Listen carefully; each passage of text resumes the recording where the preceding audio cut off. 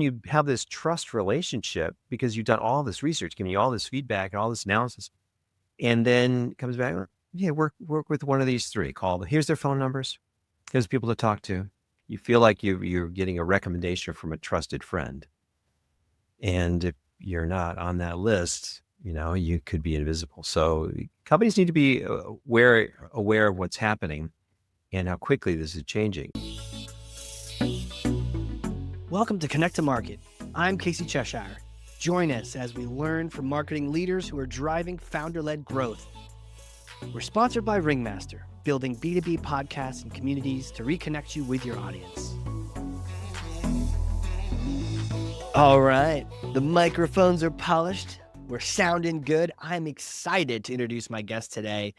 And I'm always excited, but I'm like kind of nervous on this one too, because I was going through his introduction, and after deleting like 3 or 4 lines to try to trim it up, it's still almost a full screen, and there's just so much to tell about this guy. He is the OG and the new G of all things marketing, and I'm excited to introduce him to everyone in the community.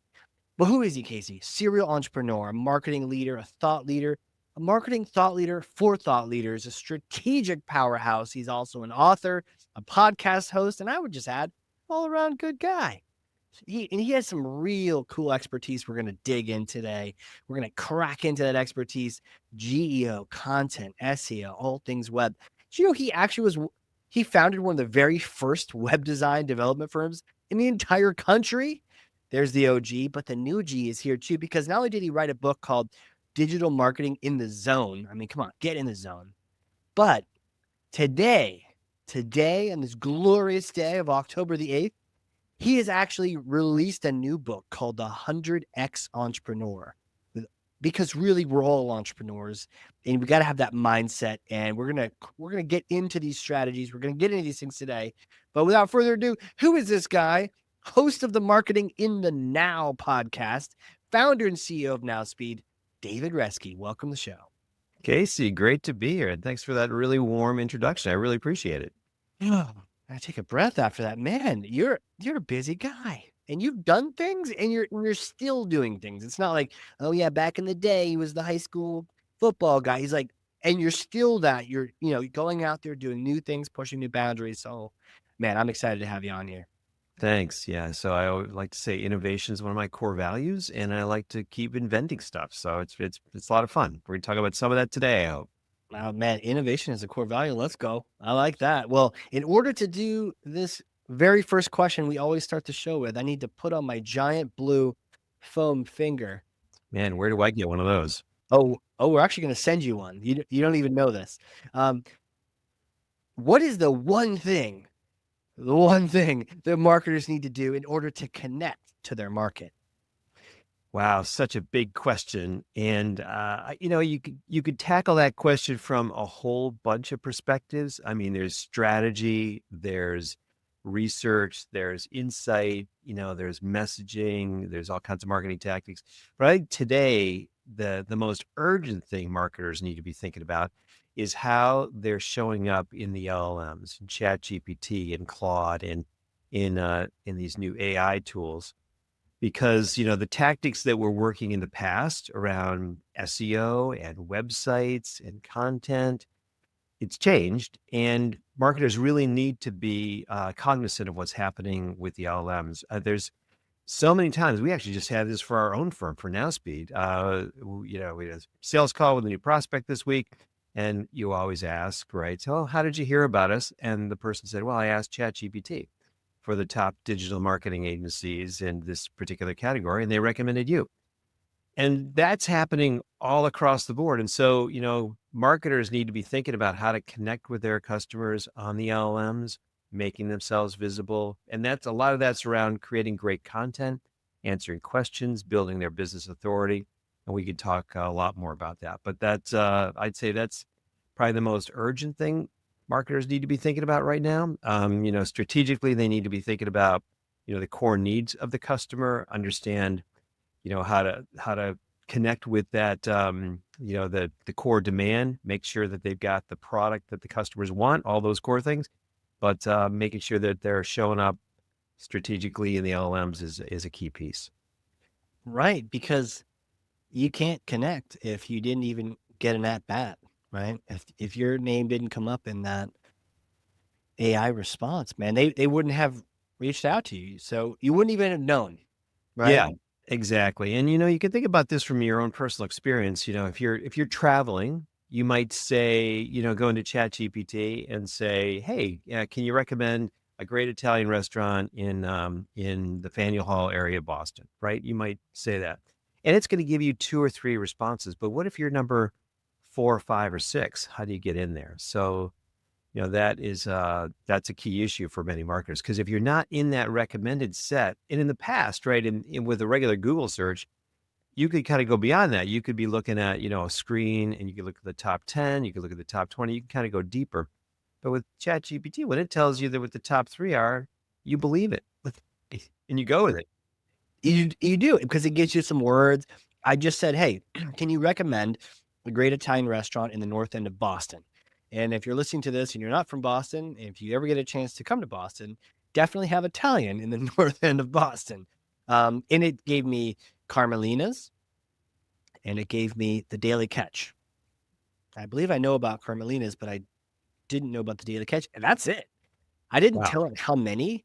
I just said, give these to me, and it did. And there's To your, another 20 or 30 that are now it, invisible to you. there Mhm. are there. Yeah. And that's a really good point. They're invisible. Yeah, they're invisible. And so all of those, and it's restaurants, it's HVAC companies, it's tech companies, it's biotech. Consumers are using ChatGPT, they're using Claude, they're using Google to search for things, and we're asking different kinds of questions now. We're asking much more complex kinds of questions because we believe it can give us better answers. And so we need to be, as marketers, thinking about how can we give ChatGPT the content that answers the questions, so that it can make sure that we're visible over our competitors. You know, sometimes it's easier just to kind of duck your head in the sand, but these queries are happening, right? And is it enough to just say, well, I've got good SEO, because we've been learning about SEO for, I don't know, 25 years now, at least? Is it enough to just say, well, I got good SEO? Sometimes good SEO is just good content. Is that enough? Or do we need to feed it a particular kind of information? Good SEO is a start. There was a recent study that just showed there was about a 63% correlation between good SEO and your visibility in the LLMs like ChatGPT. So that's good, but it's not 100% correlation. So just because you had good SEO doesn't mean you're going to show up necessarily well in the LLMs. So the thing about SEO is it's very keyword focused. You're optimizing on particular keywords or keyword phrases. With the LLMs, it's really much more query based. So you're trying to answer questions. So the question is, what's the best Italian restaurant in the north end of Boston, Right, right? The right. the keyword is really Italian restaurant Boston. So you're kind of answering it differently. And people ask these questions from all kinds of different perspectives. One of the concepts we have in Nowspeed is the idea of creating an LLM briefing book. That is answering all of the questions for all of your target buyers across the entire buying cycle for all your products and services, answering those questions so that you can make sure that you're feeding that information to the LLMs, so that you're not just assuming that they're going to answer the question for you. Let's say somebody asks the question, hey, what tools should I be using, or what's the best way to do SEO to optimize my website, and why should I use Nowspeed to do that versus this other competitor? So if I don't answer that question on my website, I'm just going to let ChatGPT make it up, and it's going to do what it does. It's going to try and answer that question for the buyer, the person doing the research. But if I can answer that question properly on my website and feed it that information, give it that in a way that's credible to it, you're going to make sure you're answering the questions in the way that you want the question answered and have a much better chance of getting that visibility. One of the things we do for new clients is we do an audit to show them which queries they're showing up for, and then which queries are linking back to their websites. Because one thing to show up, where does Nowspeed get mentioned in these queries? Do we get mentioned when people talk about SEO, when people talk about digital agencies, when people talk about PPC advertising, Google Ads, all the things we do, website design? Do we even get mentioned? And when we get mentioned, is there a link back to our website or to our blog or to the podcast or any of that? So, we do these audits for companies, and it's often eye-opening, where they thought they had really good, hey, I'm visible on 10,000 SEO queries or SEO keywords. How many times are you visible on AI overviews from Google or visible on ChatGPT? So we figure out that visibility, and then we put together a content strategy to help them get more visible, right? So, and the content strategy starts with, what's your buying cycle for your product or service? Who are your personas? And then start to figure out what are all the questions those people are asking in every phase of the buying cycle for every type of buyer for every one of your products and services. And it turns out that there's dozens and dozens of questions that people are asking. So you got to create content to do that. And that's often a heavy lift for companies. And that's where we come in and we help them get all that done. It sounds like a lot, the idea of that, the briefing book. I mean, it sounds both brilliant and scary at the same time. Yeah, it is. It is scary, but I think it shouldn't be scary because you should be able to answer the questions that your buyers are asking, right? You should be able to answer those. And so what most companies have done is maybe they train their salespeople, they're humans, right? They're salespeople who are experts on their product and service. They're training them. And these people are answering those questions all day long, right? So they're answering questions for buyers. So what you've got to do is kind of capture that knowledge and that content and systematically then produce all that content so that you've got good answers across the board. Because the questions are out there. They're having these conversations. People want to know about how the product works and when they should use it and what problems does it solve and how much does it cost and what does it take to install it and why is it better than the competition, and right, all of these kinds of questions are out there. Yeah. So, and your salespeople are having those conversations all the time. Now, instead of going to your salespeople, people are going to ChatGPT. ChatGPT is acting like your salesperson, acting like your customer service representative. And Yeah. you're unless you train it, right? You spend time training your salespeople and your customer service people. You need to spend time training the LLMs so that it accurately answers the questions that people are asking about you in the way that you want it answered, right? Because Right. right now, it's answering all of those questions today, but it may not be answering it in the way that you want it answered, right? And it may not be positioning you in the best way. So that's what this particular service is about. And marketers need to think seriously about this, get maybe their head out of the sand a little bit and assume that the LLMs are just treating them fairly and kindly like they should, right? But yeah, right? But we as marketers want to influence that and accurately give them the content that they need in order to tell our customers and our potential customers what they need to know. How do we know those questions? I feel like whether you're doing content, SEO, or now GEO, there's always that giant question mark over what are people asking? What is the LLM asking or being asked to answer? Yeah, so the way that we find that out is we use AI to do that. So we have a methodology where we look through, define the buying process for your product or service.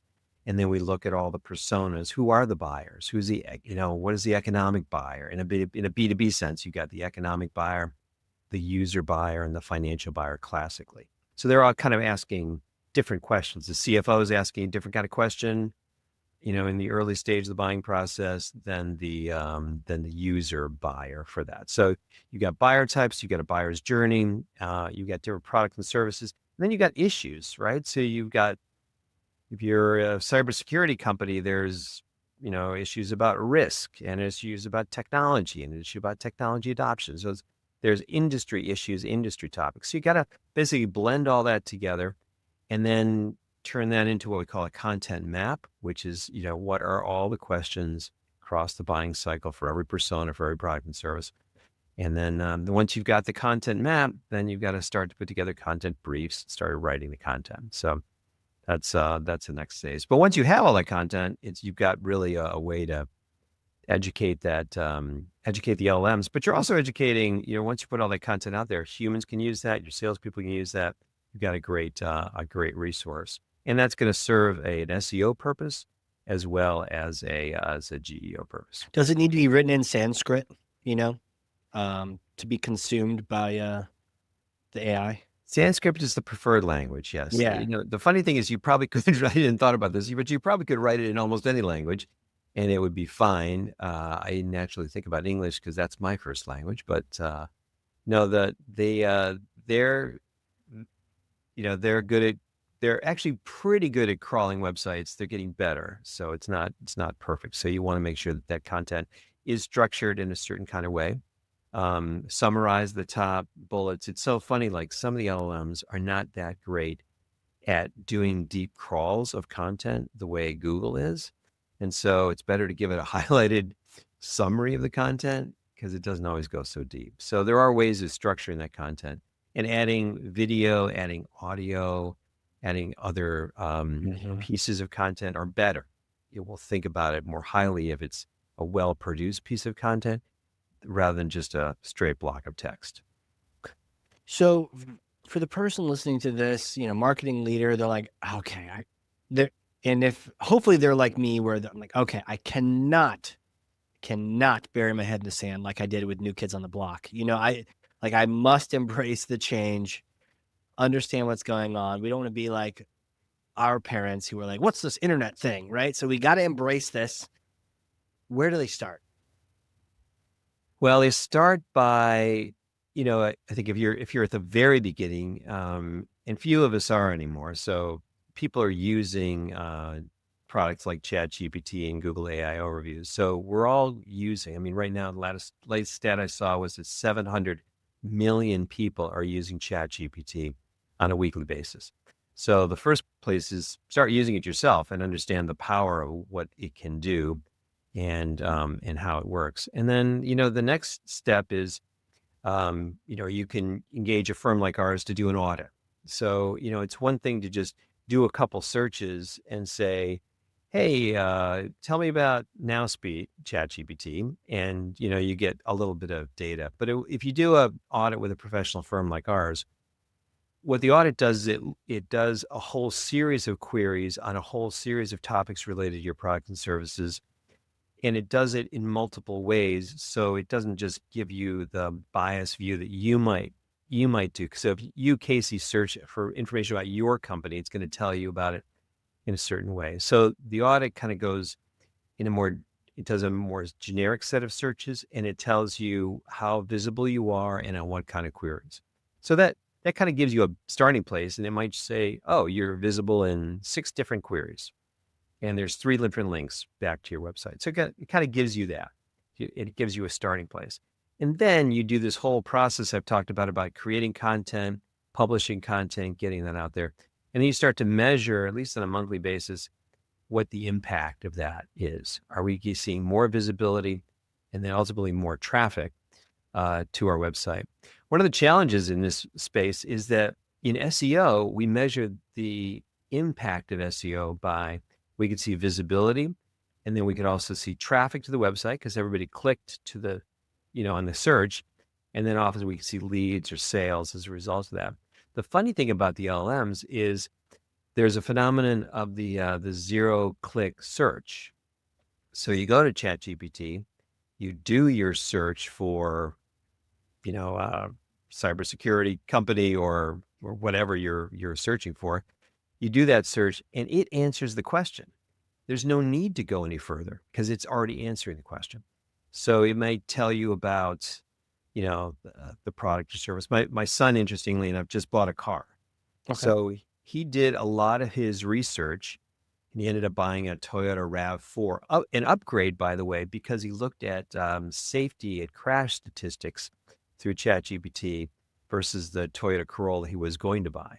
So he actually did all of his research on ChatGPT. Now, he didn't necessarily go to the Toyota website to get the data. ChatGPT just answered his questions right there. So there's that zero search. So you don't necessarily measure the impact. Might not just be about the click to your website. It may be answering that question all by itself and giving you positive or negative results. So you got to do a good job of educating it and understanding what it's saying about you. Gotcha. Okay. Where where do people do this the wrong way? Like, have you seen anyone? And the reason I ask this is, the old school SEO will not work today, and in fact, Google might ban you for trying to trick it, quote unquote, optimize it. Are there any wrong moves with GEO? That's a good question. I think that the wrong moves would be to just ignore it and just assume that what you're doing for SEO or your content on your website is enough to get by with and just assume that it's going to be it almost be like, you hire a sales rep and you say, "Hey, read our website and then go talk to customers about what we do," right? If you're not really educating it and taking the time to create the content that it needs, Hmm. that you're just going to assume that it's correct all the time. And it does feel like magic when you start interacting with ChatGPT, but it's not infallible and it doesn't always give you the right answers. So you assume that you can't influence it because it feels so perfect, right? Um, I would say get out there, create content, and don't be afraid to challenge its assumptions and correct it with the accurate information you want to. Okay. Um, well, I'm inspired, and I know at some point we'll throw out some links and whatnot. But so your team does these. How long does it take to do the GEO audit? It's not that long. It's probably a day, right? Yeah. So we just do the audit and then we do a presentation back, and then we have a growth plan really for all of our services, whether we're doing SEO or digital advertising on PPC or building websites. We have a growth plan that we take our potential customers through. So we start off with talking about business issues, really what's driving you to kind of think about this, and then we do an audit. We do a presentation. The audit, we put together a budget for that. So figure out what does it cost to do this, and then we put together a detailed plan, 60, 90-day plan to help our clients figure out what will happen if they invest in this area. And then if we go forward, then we, set up all the tracking and metrics and make sure that we report on the results and make an impact. Wow. Okay. We're definitely talking out offline because I would love to get one of these things going. Sure. Um, and Be again, happy to help you. take some action, right? And get a sense of the next step because yeah, I mean, I don't know how many people need to knock on my door and say, and people listening too, how many people need to knock on your door or be guests on a podcast saying, dude, don't ignore this, right? I mean, where does this go for the folks that don't adopt this, for the other 30 restaurants in Boston? I don't see this getting better, right? You just become more and more invisible. Yeah, I think you become more and more invisible. I mean, you can think of dozens of examples. I'm thinking about adding solar to my house, right? So, Yeah. did a search. And so it was really fun because with ChatGPT, which is the tool I use most often, I started to do all the solar calculations myself. Like, here's my appliances. How much do I need? How many kilowatts? What are the products? So I went way beyond what I would have done. What I would have done in the past is I would have just called, a local company. I would did a quick search in Google, called the first company, and they would have done an analysis. So instead, by the time I'm talking to a sales rep, I've already got the whole thing modeled out. I know exactly how many kilowatts I need. I know more about the solar panels that are out there in the market. It's recommended the solar panels. It's recommended the converter. It's recommended everything about it. It's giving me average price. It's giving me quotes, and it's giving me the top companies to work with, right? So it's giving me this Yes. whole thing. I'm like so much more an educated buyer than I would have ever been. Because when I actually did this, not to digress this too much, but I looked for a solar quote 4 years ago. I didn't know anything. Talked to the rep. They gave me the whole quote. It was like I didn't know kilowatts from megawatts, and it was kind of overload. So I just kind of took their word for it. Now I'm so much more educated.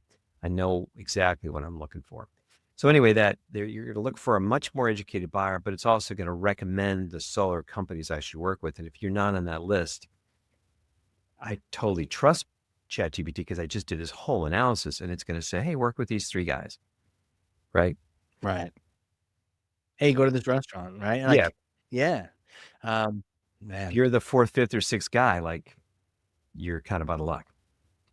Yeah. Oh, completely. And I think if we think back to our SEO days and our SEO knowledge, first one gets all the clicks. Yeah. Second, third, fourth, sometimes they get a little bit of love. So I mean, it recommended Carmelina's, and like, I guess I'm calling that because he gave me a whole description. What's to say no about that? Daily Catch probably doesn't get any love on Richmond Street. Sorry, guys, because I'm going to Carmelina's. Yeah. And the funny thing though, in SEO is you would still see the next 50 Right, results. Here right. you don't. No, you don't. And you have this trust relationship because you've done all this research, giving you all this feedback and all this analysis. And then it comes back, yeah, work with one of these three. Here's their phone numbers. Here's people to talk to. You feel like you're getting a recommendation from a trusted friend. And if you're not on that list, you could be invisible. So companies need to be aware of what's happening and how quickly this is changing. That it's so funny. Article in the Wall Street Journal today on AI, and they mentioned this number again of 700 million people weekly using ChatGPT. That's 1/9 of the planet. It's big. Wow. It's everybody. It's everybody in the developed world is using this use online. So, and there's just a massive investment in AI. So it's going to get better and better and better. So, companies need to be figuring this out now. And, there's always the early adopters who are figuring this out. And there's always the laggards who are like, yeah, when you can guarantee if you spend $1, I'm going to get $1.50 back. Uh, you know, they're going to be left behind in this because this is, this is a big deal. Where are we at right now with this? By the way, adoption curve, is that from Lean Startup? Where is that from? Oh, the adoption curve. I always think of crossing the chasm. Oh, that's it. That's it. Yeah, crossing the chasm. Yeah, Yeah, the classic the adoption curve, right? So there's the early adopters, the visionaries, the early majority, the late majority, and the laggers, right? So yeah. today we're working with the early adopters who believe in the vision. They're investing because they Mhm. believe in this. But soon, we're in the process of creating our first case. We've got our first, dozen clients that are doing this with us now. Yeah. We're starting to produce case studies on the results, and that's exciting too. So that lets then the early majority who says that, like, I got to have some data here to show my boss before I invest, because I gotta, I'm not a visionary. I've got to show some data. So we're starting to produce some case studies and seeing those early results. So we'll have that very soon. That's great, man. This is good. I think on that curve, if it's an iPhone update, put me in the laggard, column because it's probably going to screw my phone up. But if it's technology, I'm kind of early majority, but I love to be in the early adopter phase here too. But I guess, what do you call 9% of the planet? That's already happening. Oh yeah, this You is know. probably ChatGPT is probably the fastest technology adoption maybe we've ever seen, faster than the internet, faster than the iPhone, right? So Yeah. people just, so as soon as you started using it, you kind of blew our minds, right? Yeah. I just upgraded to Amazon's new version of that, the Amazon Alexa, and it's just amazing. Now you're having conversations with their AI tool with Alexa in a much more natural way. So this is just going to continue to evolve and get better. I mean, I've been doing this a long time, as you know, Casey. So from the beginning of the internet. So back in the early '90s, I remember doing a presentation once. It was like a educational presentation in 1994, and a guy said, I don't think email is really going to last. I mean, if I want to talk to somebody, I'm just going to walk over to their office and talk to them. Why would I send them an email? That's ridiculous. And so I always go back to that example and say, like, yeah, we all adopted email. And then people say, well, why do I need a website? I've got a storefront. People can just see what I'm doing. Or they can call a sales rep. They can get all of that on from just talking to my salespeople. They don't want to go to a website. Yeah, I'll have a one page. Yeah. Website. Who's the lame-o with a website? All They're right. thinking the Yellow Pages ad, right? So there was that. And then people said, well, why would I want to invest in SEO, right? Google's going to naturally just search and present the content. Oh, until you find out your competitors are kind of gaming the system and trying to get visible on more keywords. And that created enormous economic advantage for them. So in every one of these technology adoptions, that we've seen the early adopters get outsized results, outsized business wins, and we're seeing the same thing today. So, got to Yeah. figure this out, create the content. Yes, it costs money to create the content, but in the end, it's going to be educating the LLMs. You'll be educating consumers. It's going to, make a big difference for your business. Man. Well, this really just leads into my next question because I am blown away here, and I got to know, who are you? Who are you? Can you take me back in time, little David? Did you know you're going to be teaching the world in that early innovator adopter, phase of development, and just sharing these things with us, and podcasts and books, and your book out now, and all these different things? Did you know you were going to be that when you were young? What was it like? No, I had a great childhood in Cleveland, Ohio. My parents were immigrants from Eastern Europe, kind of after World War II. They came over, and my dad built 4 of his own houses. He had an 8th grade education, but he was a very hard worker. Mm. And I grew up playing in the creek, all day long. So I had a great childhood. But I went to Ohio State, got a marketing degree, had no idea even what a business did. I don't want to disparage Ohio State, but I graduated not really knowing what a business did with a business degree. Like, I didn't really understand this concept of making products, selling them, having accounting. It was all kind of like, yeah, I got great grades, but I didn't really understand it. Got into sales. My first, career was in sales because I really wasn't employable to do anything else. Um, and then transitioned into internet marketing really by starting my first company called Onward Technologies. Grew that company up and sold it in the late 90s, and then started this company, Nowspeed, in 2003. And we operate as a boutique marketing agency. So that's a little bit of my professional background. I'm happy to talk about all my hobbies and interests later, but that's a little bit about me. Yeah. So, oh wow. So okay, and now speed. Like, what are the areas that you specialize in? Yeah, Nowspeed's is a boutique digital agency. We focus on what we think of as the most impactful things in digital marketing. So we do a lot of digital advertising management.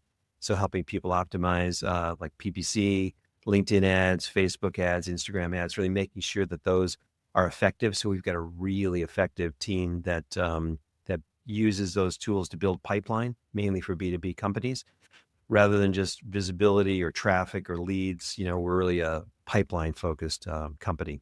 So a lot of digital advertising, a lot of SEO work, and along content creation along those lines. And then we have tools in content marketing to execute on that. So social media, email marketing, marketing automation using products like HubSpot to nurture leads once they come in. And then we build websites. And so we do the design, development, mainly WordPress websites for clients, but websites, kind of having that core capability allows us to basically have a place to put all the content and operationalize all of the landing pages, the calls to action, all the content, and really do a good job presenting the whole company. So yeah, we do everything. Again, just to summarize: websites, advertising, SEO, email, social media, content marketing. Powerful. Now, I have a bit of a hypothetical question for you. If you're ready for this, I'm ready. okay. And you're local, so this may be applicable. You see, I may or may not have a time machine up here in New Hampshire. So next time you're driving through the mountains to go hiking or whatnot, you stop in. get a beer, and we use it's in the backyard, covered in a tarp. Okay, we use the time machine. It's a particular kind of time machine where you get to go back in time and meet yourself a couple days after graduating. Right, bright-eyed, bushy-tailed, Ohio State, great, cool football team. Not sure what I want to do just yet. You get to go talk to that version of you, that David. What do you say? What do you say to yourself? The David who just graduated from Ohio State, I would tell him to do a couple of things. I would probably say go back to grad school because you clearly didn't understand what was happening undergraduate. So maybe give yourself another bite of the apple. I actually did go back to graduate school at Boston University later, but it was like 8 years later. So I would say, start earlier and figure out what a business does and learn some hardcore skills in business. So I would give them that advice. But the other thing I would do is I would say look out and look at the opportunities in the world. And maybe that's an argument to not go right back to grad school, but to travel to understand what the world's about. Because I think in my you know Cleveland, Ohio upbringing, with my parents, I had a very narrow view of what was possible in the world.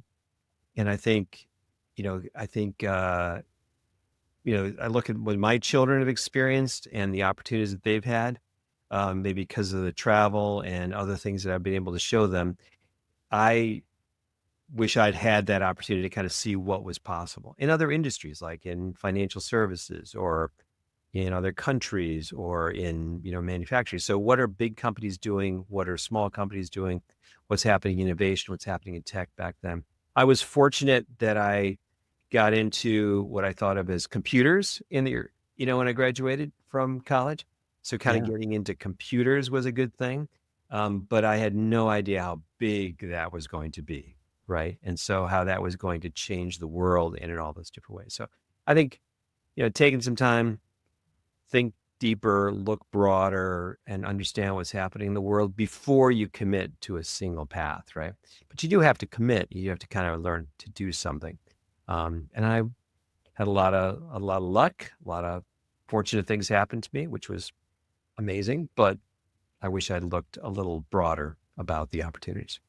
Yeah. Wow. And I guess the natural follow-up I have for you on that is, do you think you would listen to yourself? That's the challenge, is right. We don't know. We think we're always so smart at every phase in our life. So I don't know if I would have listened to myself because I had my limited set of experience, and if somebody comes out and says, "Hey, you should look at those experiences," I might have said, "Well, this is all I know. Of course, I'm not going to do that. This is all I can do." So it's okay.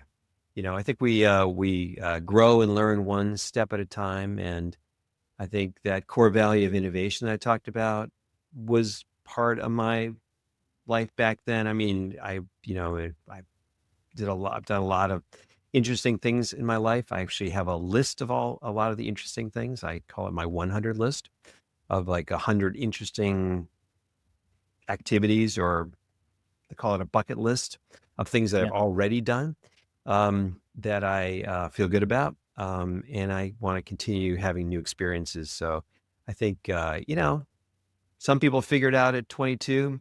Most of us take more time, and that's okay. And it is okay, right? Because I mean, look at where you're at now. That's yeah, crushing it. There's a lot of time, and so it's you have time to figure out your business, your professional life. There are those brilliant few who figure it out when they're 22, and by the time they're 26, they've sold their first company and they're on to their next startup, and they're taking a year to ski through the Alps, and right, we all see those on social media, but the rest of Yeah. us are taking one step at a time and doing what we can do. Yeah. Man, powerful. How can people reach out and connect with you? I'm very easy to find, David Reske, easy to find on LinkedIn. So that's the best way. You can find me on my website at nowspeed.com. If you want to learn more about the new book that's coming out, you can go to the 100X Entrepreneur. And I'm super excited about that topic. So there's going to be, you can download a sample chapter and a free assessment of that helps you think about, whether you're a candidate for growing your company by 100x, what are your scaling issues? So, yeah, lots of easy ways to connect with me. Awesome, man. And we'll put show notes right there in the links right in the show notes so people can just click right on through and do that. But man, wow, David, thank you so much for coming on here. I feel like this was a masterclass in the GEO world. Definitely a great wake up call for me. I think I need to hear something at least 7 times before I take action, and I'm ready to do that. So I'm excited to talk with you offline about this and work on my GEO and just get LLMs, if they want to give the right answer, they should be mentioning me, and so I want to help them give the right answer with that. So, dude, thank you so much. Thank you, Casey. I really enjoyed the conversation.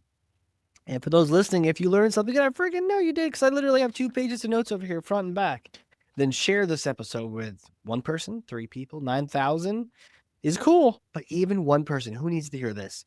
Is it someone on your team? Do you have a fellow marketing leader or sales leader who is completely with their head in the sand? Get them this episode and take David up on that audit too, so you can find out where you're missing. Be one of those 2 Italian restaurants, not the other 30. With that, thank you again, David. Thanks, Casey. All right, everyone. This has been a crazy cool, very exciting episode of the Hardcore Marketing Show. We will see you all next time. And that wraps up another episode. Thank you for joining. For show notes and other episodes, visit us at connect2market.com. Connect to Market is sponsored by Ringmaster, creating podcasts and communities that create relationships, generate revenue, and drive growth.